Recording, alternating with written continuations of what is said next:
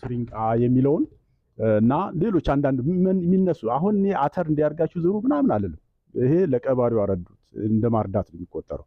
ምን ላይ እንደሚዘራ በደንብ ታውቁታላችሁ። ነገር ግን እንደ ስሪንቃ ግብርና ምርምር ማዕከል ምን አለው የሚለውን ነገር ነው የምናየው ማለት ነው። እንደው ትኩረት እንድሰጡት ለማለት ያህል ነው። ያው እንግዲህ የአተር እንትን ዋጋው ከስንዴ ከነማሽላ ትንሽ ከፍ ያለ ነው ገበያ ላይ የተወሰነ እንትን አለው አይደል፣ ልዩነት አለው አይደል። እንደዚሁ ደግሞ እንግዲህ አሁን የጥራጥሬ ሰብሎች ስጋን ይተካሉ የሚለው አንዳንድ የሚያሳስቱ ነገሮች ሊኖሩ ይችላሉ። ነገር ግን የእንስሳትን የምናገኘውን ፕሮቲን ወይም ንጥረ ነገር ለሰውነት የሚያስፈልገውን ሙሉ ለሙሉ ባይተኩም አሁን እንግዲህ ስጋ በኪሎ ገዝቶ ለመብላት እያስቸገረ ነዋል። ለእንደዚህ አይነት አካባቢ ለልጆችም ሊሆን ይችላል። እንደዚሁ አሁን እኛ ክልል የመቀንጨር ችግር አለ እየተባለው ነው። አስበን የምንበላበት ሁኔታ የለምና በቆሎ ሊሆን ይችላል፣ በአሹቅ መልክ ሊሆን ይችላል። አተር፣ ባቄላ፣ ምስር፣ ሽምብራን ነገሮችን ወደ ምግብ እንትን ውስጥ ማስገባት እንዳለብን ነው አሁን ጊዜው ራሱ እያስገደደን ነው። በተወሰነ ደረጃ የገንቢ ንጥረ ነገር ይዘት ስላለው ማለት ነው። ከዛ በተረፈ ግን ያው እንደምታውቁት የተለያዩ የብዕርና አገዳ ሰብሎችን ከዘራን በኋላ በቀጣይ መልሰን ያንኑ የምንዘራበት ሁኔታ የለም ማለት በደባላ ሰብል ማከር አለብን እና የአፈር ለምነቱን ከመመለስ አኳያ እገዛ ያደርጋል። ይህን ካልኩኝ በኋላ ግን እንደ አገር የዚህ ጥራጥሬ ሰብሎች ላይ አገራችን ምን ያህል ነው እንትኗ የሚለውን ነገር ትንሽ ለማስተላለፍ ያህል ነው። አጀንዳችን በአተር ሊሆን ይችላል፣ ግን ባቄላም፣ ሽምብራም፣ ምስርም እዚህ ጋር እንደምታዩት አሁን ለምሳሌ ባቄላም ብንወስድ ከዓለም ሁለተኛ ነን። ቻይና ብቻ ነች የምትበልጠን። ከአፍሪካ ደግሞ በአንደኛ ደረጃ ነው በምርት በሽፋን። አተር ጋር ስንመጣ በዓለም 4 ሀገሮች ብቻ ናቸው ይበልጡን፣ እኛ 5ኛ ነን። በአፍሪካ ደግሞ ተወዳዳሪ የለንም። ሽምብራ 7ኛ ነን፣ በአፍሪካ 1ኛ ነን። ምስር ከዓለም 10ኛ ነን፣ ከአፍሪካ 1ኛ ነን። ይሄ የሚያሳየው ምንድን ነው? አገራችን ለእንደነዚህ አይነት ጥራጥሬ ሰብሎች ምቹ የሆነ ነገር አላት ማለት ነው። ስለዚህ ምንድነው ትኩረት ካደረግን የተሻለ ነገር መስራት የሚያስችል ነገር እንዳለ ለማሳየት ያህል ነው። ከዛ ባሻገር ክልላችን ለነዚህ ሰብሎች ትልቅ አስተዋጽኦ አለው እንዳገር ማለት ነው። እና አሁን ባቄላ ስናይ በሀገር ደረጃ ከሚመረተው 32 እጁን ወይም ፐርሰንቱን አማራ ክልል ነው አስተዋጽኦ የሚያደርገው። አተር ጋር ስንመጣም እንደዚሁ ወደ 26 እጁን አማራ ክልል አስተዋጽኦ አለው። ሌሎችንም ሽምብራም ስትሄዱ 43፣ ምስር ወደ 52% አማራ ክልል ነው አስተዋጽኦ ያለው። ስለዚህ ምንድነው በተፈጥሮ የተሰጠን ነገር አለ ማለት ነው። ክልሉ ላይ ትልቅ አቅም አለ ለነዚህ አይነት ሰብሎች ማለት ነው። ነገር ግን ምርታማነቱን ስናይ አሁን በክልል ደረጃ በአገር ደረጃ 17.3 ይላል አተር በአንድ ሄክታር ላይ አማካይ ማለት ነው። ወደኛ ክልል ስንመጣ ደግሞ 14.8 ነው። በጣም የወረደ ነው። የሰብሉ አቅም ግን እስከ 55 ኩንታል ድረስ ይሄዳል። እስከ 55 ኩንታል ልዩነቱን አያችኋል። ምንድነው የሆነ ችግር አለ ማለት ነው። እና እዛ ላይ አለፍ ብለን እናያለን። ቅድም ዶክተር ስዩም ገልጾላችኋል። አተር ስንል ዝም ብለን በደፈናው ነው፣ ግን 2 አይነት አተር ነው። ነጩ አተር አለ ለክክ ብቻ የሚሆን፣ እንደዚሁ ደግሞ ለሽሮ ደግሞ የሚሆን አለ። ጠቆር ያለ የጓያ አይነት ቀለም ያለው ማለት ነው። አበባቸው ይለያል። የነጩ አተር ነጭ ነው አበባው የምታዩት። ማሳ ላይ ነጭ አበባ አተር ካለ ያ ነጭ አተር ነው፣ የክክ አተር ይባላል። እንደዚሁ ደግሞ እንደ ቀይ አይነት አበባ ካያችሁ ያ የሽሮ አተር ተብሎ ይከፈላል ማለት ነው። ይሄ እንግዲህ ምንድነው አሁን አተር ቅድም ተጠቅሷል። አሁን ቁጥር 4 አብዛኛው ቦታ ላይ ለምነቱ የተሟጠጠ ነው፣ ተዳፋትነት የበዛው ቦታ አለ። ለእንደዚህ አይነት ቦታ ላይ የሚሆን ነው አተር እና በዝቅተኛ የዝናብ መጠንም መመረት የሚችል ማለት ነው። እና ይሄ አለ። ግን ምርታማነቱ እንዳልኳችሁ ነው። ምንድነው የሚለውን ነገር እናያለን። ቅድም ዶክተር ስዩም ገልጾላችኋል። የተሻሻሉ የአመራር ዘዴዎችን በምትመከሩት መልክ ተግባራዊ አለማድረግ አንዱ ችግር ነው። ሌላው የኛ አካባቢ እንደምታውቁት የዝናብ ስርጭቱ ወጣ ገባ ነው። ሰብሉ በሚፈልግበት ሰዓት ዝናብ የለም፣ በማይፈልግበት ሰዓት ዝናብ ይመጣል። የተዘበራረቀ ነው አይደለ? ይሄ አለ። ድርቅ፣ ሌሎች ወደ ደጋ ደግሞ ስትሄዱ ውርጭ ያጠቃቸዋል አተሮችን። ስለዚህ ምንድነው ግብርና ምርምር ማዕከል እነዚህን ማምለጥ የሚችሉ በተለይ ስሪንቃ እንደ ሀገር ፈጥነው የሚደርሱ ዝርያዎች ናቸው በስሪንቃ ግብርና ምርምር ማዕከል የሚለቀቁት። ፈጥነው ሲደርሱ ድርቅን መቋቋም ይችላሉ፣ ውርጭን መቋቋም ይችላሉ ለደጋማ አካባቢዎች ማለት ነው። እና እነዚህን አይነት መሰረት አድርገን የምንሰራበት ሁኔታ አለ። ሌላው እንግዲህ የበሽታና ተባይ ጋር ተያይዞ ይሄም አንዱ ችግር ነው። አንዳንድ አካባቢዎች የጥገኛ አረም እንደ ዳይመረጭ የሚባል የሚያስቸግራቸው አካባቢዎች አሉ። ወደ ኩታበር እነ ተንታ አካባቢ እነዚህ ራሳቸው ለምርታማነት መውረድ ትልቅ ችግር አለ ማለት ነው።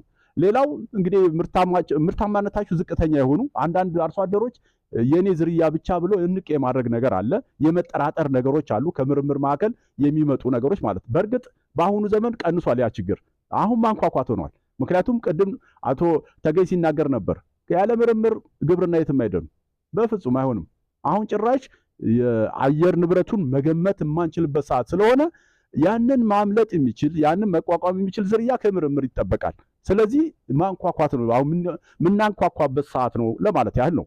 ሌላ የጎተራ ተባዮችና እንደዚሁ ድህረ ምርት ላይም የራሱ የሆነ ተጽዕኖ አለው። እነዚህ እንግዲህ ሰብሰብ ብለው ነው። አተር ላይ ክሽክሽ የሚባል ችግር አለ፣ አመዳይ ይባላል በአማርኛ። እንደዚህ አይነት በሽታም አለ አተር ባለበት ቦታ ሁሉ የሚከሰት ማለት ነው። ማሳ ላይ እንደ ይሄ ትሉ አለ የሚያስቸግር አለ፣ በነቀዙ አለ። እነዚህ ተመርምረው ነው ምርታማነቱ እንዲቀንስ የሚያደርገው ማለት ነው። ሰብሉ ከሚኖረው አቅም የወረደ እንድናመርት የሚያደርገን ማለት ነው። ስለዚህ ከነዚህ ጋር ተያያዥ የሆኑ የስሪንቃ ግብርና ምርምር ማዕከል በተለያየ ቦታ ላይ የተለያዩ ስራዎችን የምርምር ስራዎችን የሰራበት ሁኔታ ነው ያለው። ምንድነው ዋናው ዓላማ? ቅድም እንዳልኳችሁ እነዚህን ችግሮች ተቋቁሞ ምርት መስጠት የሚችሉ ዝርያዎችን ለማግኘት ማለት ነው። በሁለቱም አይነት ነው፣ በሽሮም በክክ ታይፕም ማለት ነው። እና በጣም ለዚህ ለምስራቅ አማራ አካባቢ ላለው ችግር ፈቺ መሆን የሚችሉ የተለያዩ ዝርያዎችን ሲያወጣ ቆይቷል። አሁን አጀንዳው የአተር ስለሆነ ነው እንጂ በኋላ መጣበታሉ። በሌሎችም ሰብሎች እንደ ሀገር ሞዴል የሆኑ ማወዳደሪያ የሆኑ ዝርያዎች ከስሪንቃ ግብርና ምርምር ወጥተዋል። ይሄ አዲሱ ዝርያ ነው። የክክ ታይፕ ነው፣ የክክ አይነት ነው ለክክ የምንጠቀመው። አሁን ክክና የሽሮ አይነት አተሩ ከሚሰጡት ጥቅም ሌላ አሁን ለምሳሌ የክኩን አተር ስንከካው ሁለት ቦታ ነው የሚሰነጠቀው፣ ፍንክት ነው የሚለው። ያ የሽሮ አይነቱን ስንከካው ስብርብር ነው የሚለው፣ አይታችሁት እንደሆነ ማለት ነው። እና ለሽሮ ስለሆነ ብዙ እንትን አይደለም እና ቅርጹም ይለያል። እና የክክ እንትኑ ስንከካው ሁለት ቦታ ፍንክት ነው የሚለው፣ የዘር መጠኑም ከፍ ይላል። እና አሁን ይሄ ዝርያ ልኬ የሚል ስያሜ ሰጥተነዋል።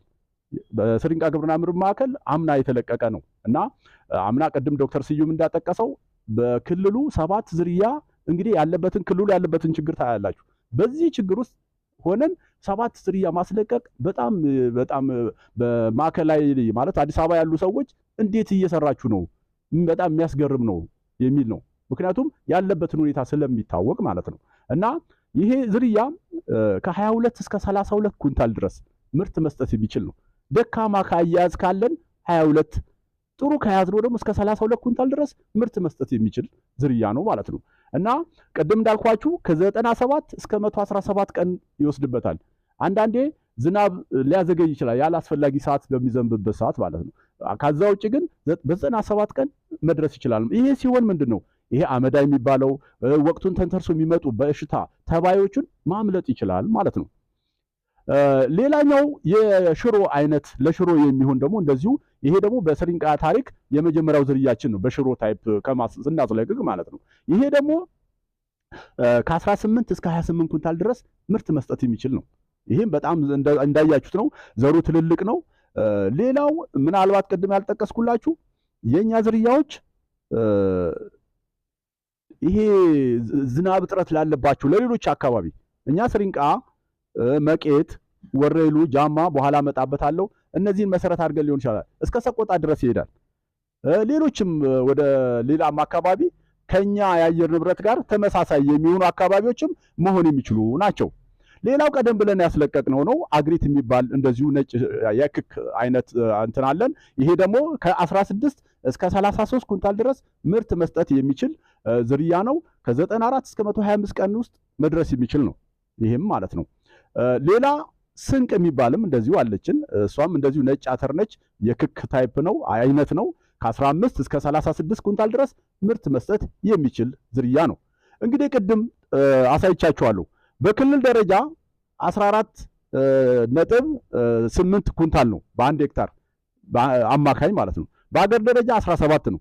የስሪንቃ ግብርና ምርምር ማዕከል ይሄ የምታዩት ትልቁ ግራፍ የዝርያው የሰብሉ አቅም ነው። 55 ኩንታል ያልኳችሁ እየሄድን ነው እንግዲህ ያያችሁት እድገቱን በተለያየ እንትን እያንዳንዱ ዝርያ የራሱ የሆነ እንትን አለው። ምርት ብቻ አይደለም በነገራችን ላይ ቀድሞ መድረስን፣ ድርቅን መቋቋምን፣ ውርጭን ማምለጥን አንዳንዴ ተባይ የሚከሰትበት ሁኔታ አለ። ደረቃማ ነገሮች ሲመጡ ተባዩ ይፈላል፣ ሙቀቱ ያኔ ይሄ የሚያመልጥበትም አጋጣሚ አለ። ቅድም አመዳይ ብያቸዋለሁ። ያን ሁሉ ማምለጥ የሚችል ከምርት ባሻገር ከዛ ውጪ ደግሞ የዘር መጠኑ አሁን አካባቢ የአተር ዝርያና የኛን እንትን ስታደርጉት ይለያያል። የዘር መጠኑም የራሱ እንትን ስላለው ማለት ነው። ስለዚህ ምርምር ማዕከሉ ትልቅ መሻሻል እያሳየ ነው ማለት ነው።